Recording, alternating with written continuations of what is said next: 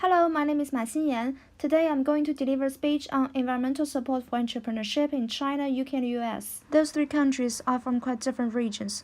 China is from Asia, UK from Europe, and US from North America.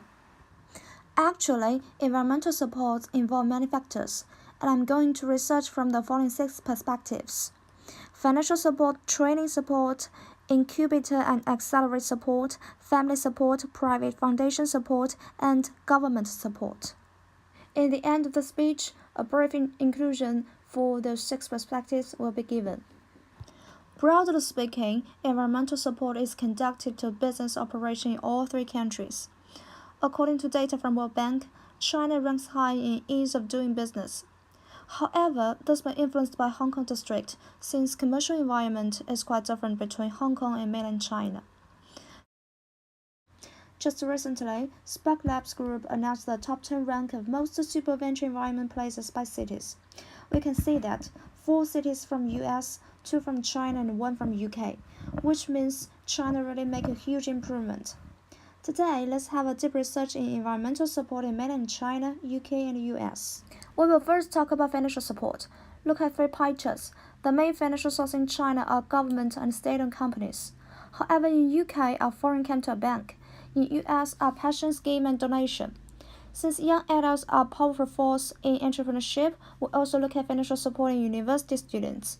In UK, 80% finance comes from government, while in US most from private sectors, and sources are more diverse. Students are supported by more loan with long payment period. China lacks sufficient support mainly for 3 reasons. Universities need money to purchase facilities for skill expansion.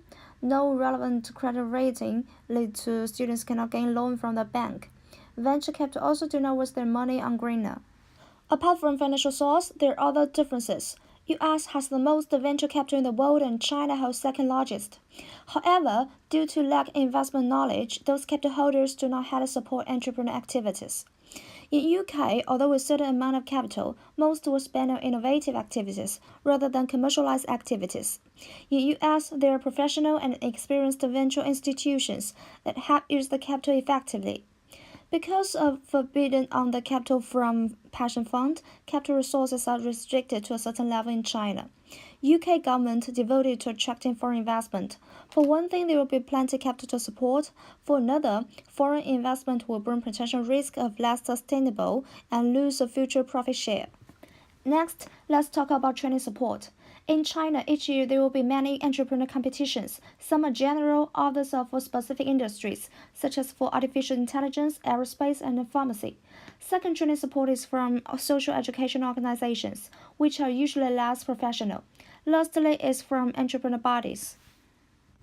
UK has serious courses. Some are about entrepreneurship, which means getting to absorb basic knowledge and skills. Some are for entrepreneurship, which means setting up good attitude towards entrepreneurship and finding out opportunities. The courses also promote people's awareness, good knowledge, and careers, with the content covering innovation, entrepreneurship, technology transfer, and innovation management. There are also training for special groups, such as for women, minorities, and for non-profit organizations. The teaching staff in those programs are all experienced and professional. Courses have both online and offline. MOOCs support online learning resources. This method brings convenience and inspires self-directed learning. There are also social educational organizations, and companies work with universities to support training for students. In US, the training supports are for different levels. This program is for high school students. NSF and NIH also established the project to support higher level faculties around the country to commercialize. There are also opportunities to pitch entrepreneurship ideas. All the countries need to further improve their training system. For China, the entrepreneur competitions only focus on writing business plan. On the other words, competitions are just for competitions, not for practical activities. The second one, they lack training to raise people's awareness and set up a correct attitude. Currently, most people set up companies just for financial return, instead of having passionate on such activities. For UK, the cooperation between universities and companies is far from enough. For US, systematic training supports have already been established. However, they still need training for special groups. Let's move on to incubator and accelerator support. In China, incubators distribute unevenly across the country, mainly on the southeast coast of China, where entrepreneurship activities are relatively developed. With years of development, incubators have been improved from supporting space to service, but it's still imperfect. For example, the tutors only provide short-term support instead of the whole incubation process. In UK, incubators provide diverse professional services such as marketing, management, finance, law, and development. The profit mainly comes from professional service and investment return from such activities. However, in China, many from rent and just begin to from services. In US, there are many successful incubators and accelerators whose supports range from providing general resource to specific resource. For example, the accelerator Brandery provides support in marketing and brand knowledge, and 0 to 510 specialize in medical product support. Then I'm going to talk about government support.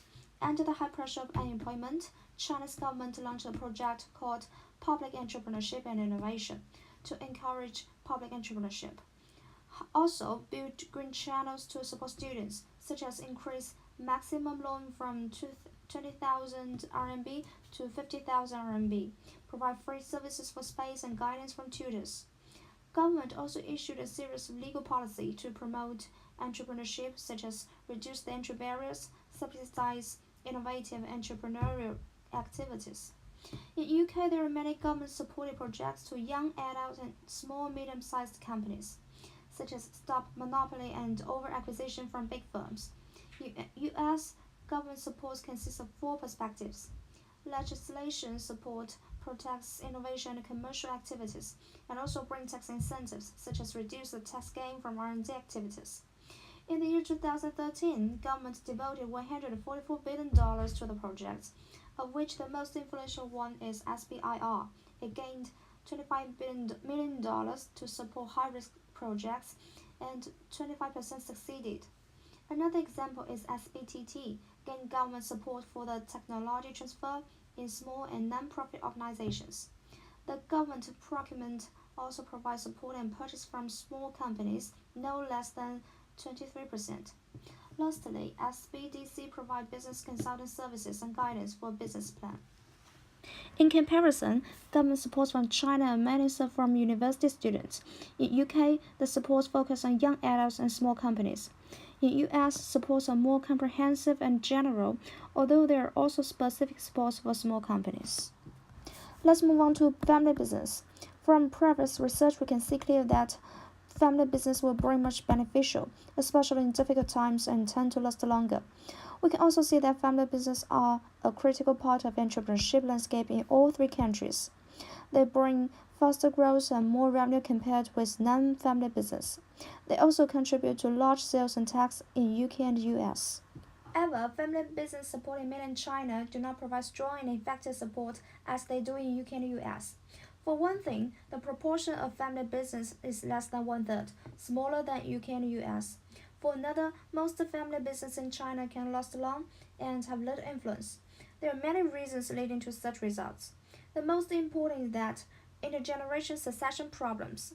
In most Chinese family business, there exists a high unity of ownership and management. In 96% family organizations, CEO is also the biggest shareholder. In this case, there will be shortage of decision-making mechanism. Therefore, most second generation success both in management and ownership in the way of succeeding from father's championship. Things are quite different in UK and US.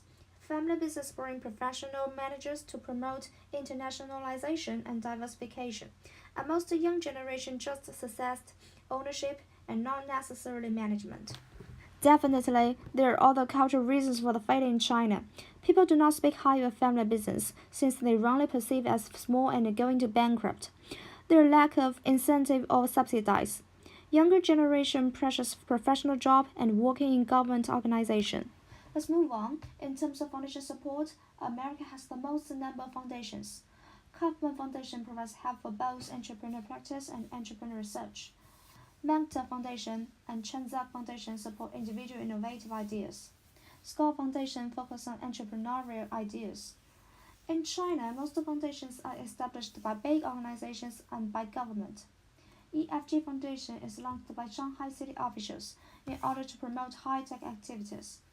Most foundations are still young in learning. Anyways, they provide communication opportunities for entrepreneurs.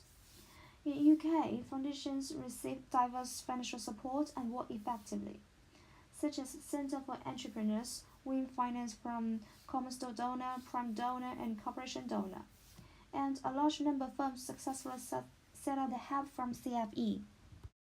Thus, US has the most strong support. UK has also effective support but have little numbers. And in China, currently foundations are from government, however, it still needs support from private sectors. Finally, come to the conclusion part.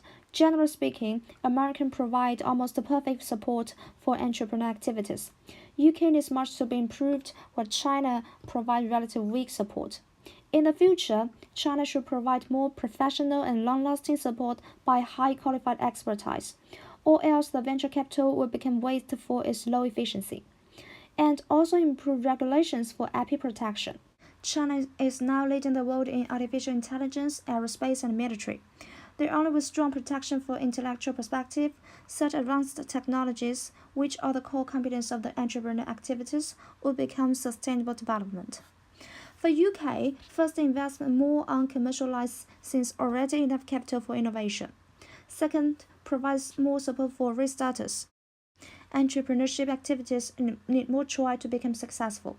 For US, it should provide more help for special groups, such as for non-profit organizations, because such organizations play an important role in American society. These are the references. That's all for today. Thank you for listening.